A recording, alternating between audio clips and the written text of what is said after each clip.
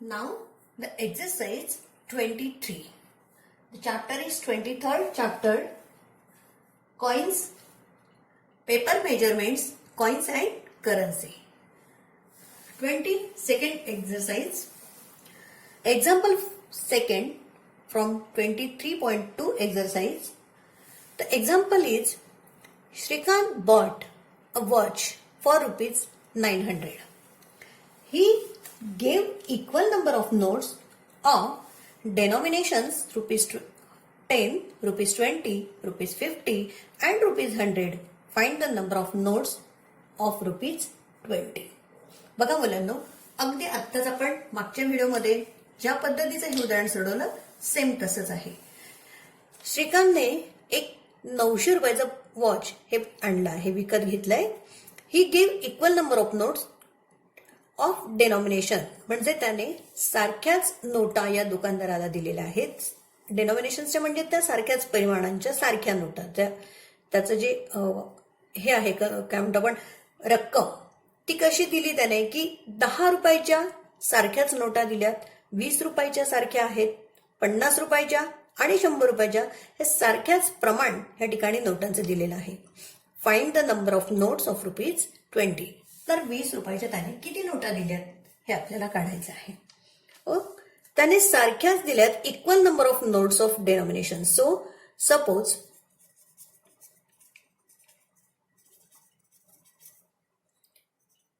Equal number of notes आपण X मानूया, बरोबर.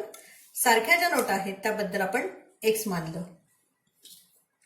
आता त्यांनी म्हटलंय की जेवढ्या 10 रुपयाच्या नोटा आहेत तेवढ्याच 20 रुपयाच्या नोटा आहेत. सो 10 नोट्स त्याची जी व्हॅल्यू येईल ती काही किती येईल, 10x, बरोबर. 10 इंटू एक्स असं आपण म्हटलं तरी चालेल. x इंटू 10 बरोबर 10x. तेवढ्याच नोटा 20च्या आहेत. सो x इंटू 20 बरोबर 20x. x इंटू 50 बरोबर 50x अँड x इंटू 100 बरोबर 100x. आणि ह्या सगळ्यांची व्हॅल्यू किती येणार आहे, 900 आली पाहिजे, एवढं लक्षात ठेवायचं. So here is 10x plus 20x plus 50x plus 100x is equal to 900. So 10 plus 20, 30, 30 plus 50, 80, 80 plus 100, 180x is equal to 900. आता आपल्याला x ची किंमत काढायची. So x is equal to 900 divided by 180, बरोबर. 900 भागिले 180.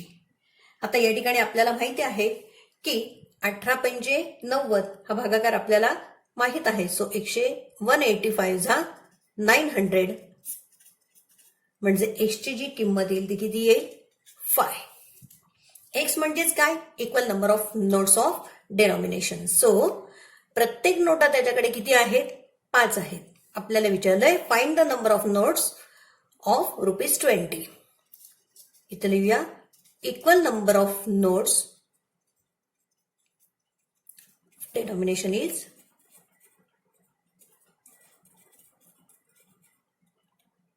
5. आणि आपल्याला 20 रुपयाच्या किती नोट आहेत असं विचारल्यावरती त्याचं हे उत्तर किती येईल, 5. So he has 5 notes of rupees 20. 20 रुपयाच्या त्याच्याकडे 5 नोटा या ठिकाणी असणार आहे. ओके, आत्ताच आपण याच पद्धतीचं उदाहरण बघितलं.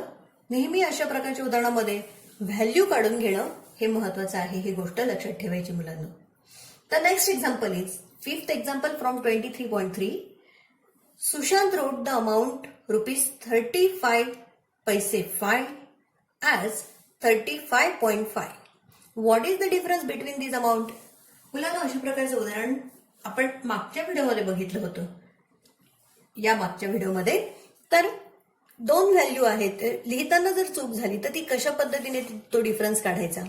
आपण ज्यावेळेला ते फॉर्म्युले पाहिले होते, फॉर्म्युल्याचं उदाहरण तुम्हाला दिलेलं होतं, मिलीमीटर, मीटर, रुपीज, पैसे, त्या व्हिडिओमध्ये आपण अशा प्रकारची उदाहरणं सोडवलेली आहेत. आता सुशांतने काय केलेलं आहे तर त्याच्याकडे रुपीज 35 अँड पैसे 5. पैसे 5 आहे, but he wrote like this. त्याने ते असे लिहिले आहे. तर त्याची अमाऊंट आणि त्याने जी लिहिलेली अमाऊंट आहे याच्यात फरक किती? सो लिहिलेली अमाऊंट आहे 35.5 आणि त्याच्याकडे किती आहेत? 5च पैसे आहेत. तो 5 पैसे ऍक्च्युली असे लिहायला पाहिजे होते, परंतु त्याने ते या ठिकाणी 35.5 अशा पद्धतीने लिहिले. आपण इथे काहीच नाही म्हणून आपण शून्य घेतलेलं आहे. आता आपल्याला दोघांमधला डिफरन्स काढायचा आहे म्हणून आपण वजाबाकी करतोय. So 10 minus 5 5, 4 minus 0 4. त्याच्यातला डिफरन्स किती येणार आहे? 45 पैसे. त्याने 35 रुपये 50 पैसे असं लिहिलं आहे. ऍक्च्युली त्याच्याकडे होते 35 रुपये 5 पैसे. सो 50 पैशामधनं 5 पैसे या ठिकाणी गेले 45 पैसे. अशा पद्धतीचे हे उदाहरण तोंडी देखील करता येण्यासारखं आहे. असं उदाहरण व्यवस्थित सोडवायचं आहे. Next example. 7th example from 23.3. 7वं उदाहरण आहे. Arnav has bundles of ₹10 notes. The serial number of the notes is from 825760 to 825980. What is the total value of the bundles of the notes? म्हणजे या ठिकाणी अर्णवकडे 10 रुपयाच्या नोटांचं बंडल आहे आणि त्याची जी सिरियल नंबर आहे नोटांची ती कुठून आहे?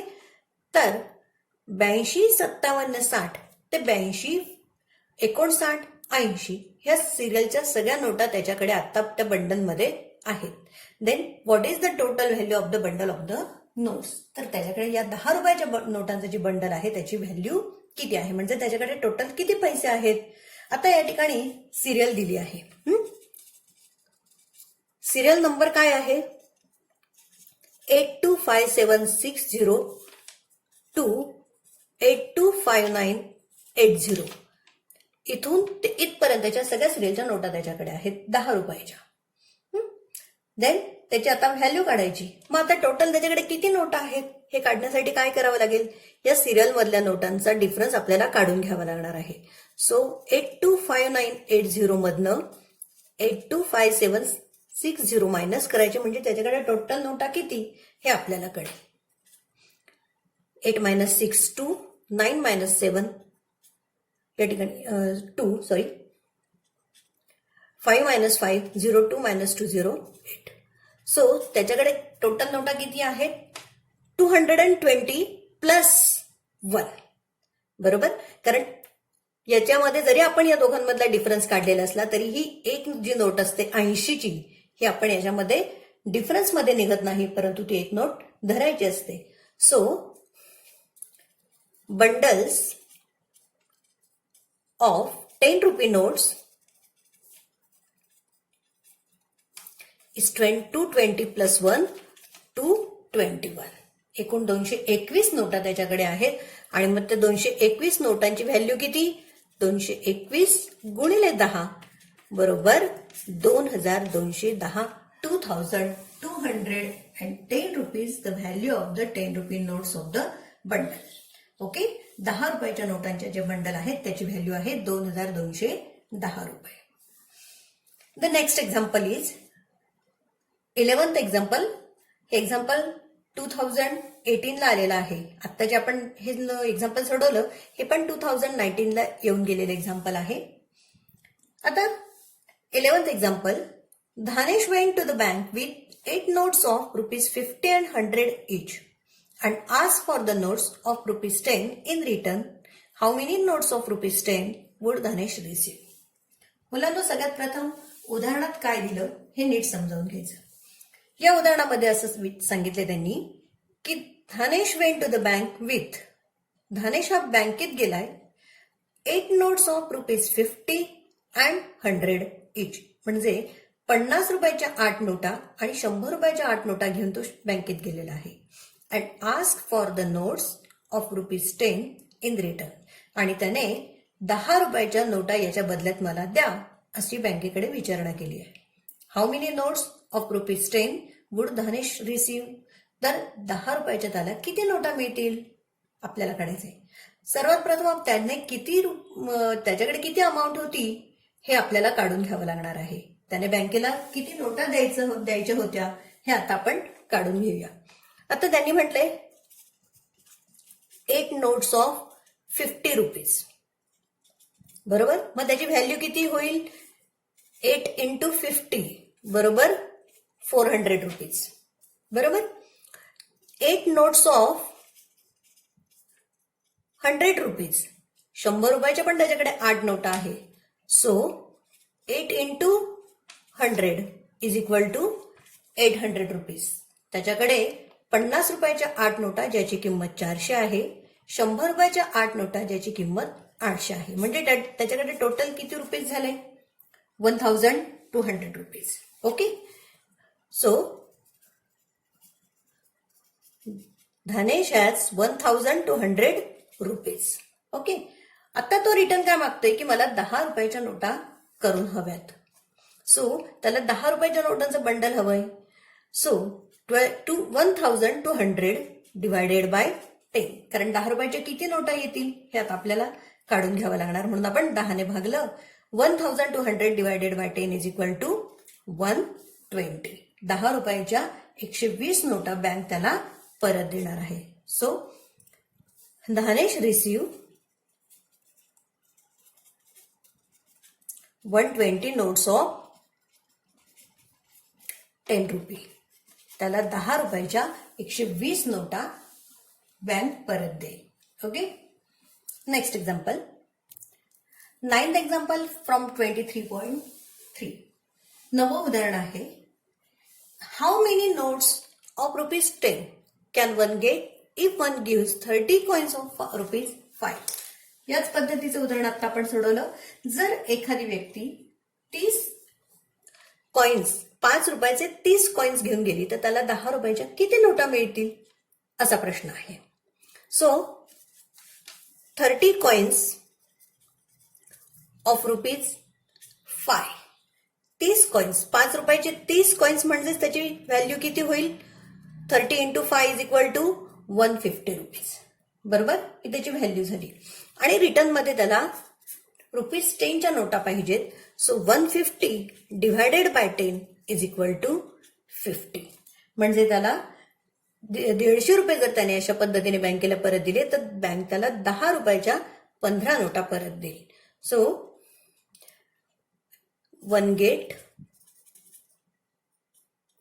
15 notes ऑफ 10 रुपये. तर त्या व्यक्तीला 10 रुपयाच्या किती नोट्स मिळतील? तर 15 नोट्स त्या व्यक्तीला परत मिळतील. म्हणजे त्याच्याकडे 150 रुपये होतील. जेवढी व्हॅल्यू बँकेला आपण दिलेली असते तेवढ्याच व्हॅल्यूचे आपल्याला त्या ठिकाणी रिटर्न्स मिळतात. फक्त आता आपल्याला रुपये पैसेचं कन्व्हर्जन आहे हे या पद्धतीने व्यवस्थित करून घ्यायचं असतं. Okay. So write down all these examples in your maths notebook.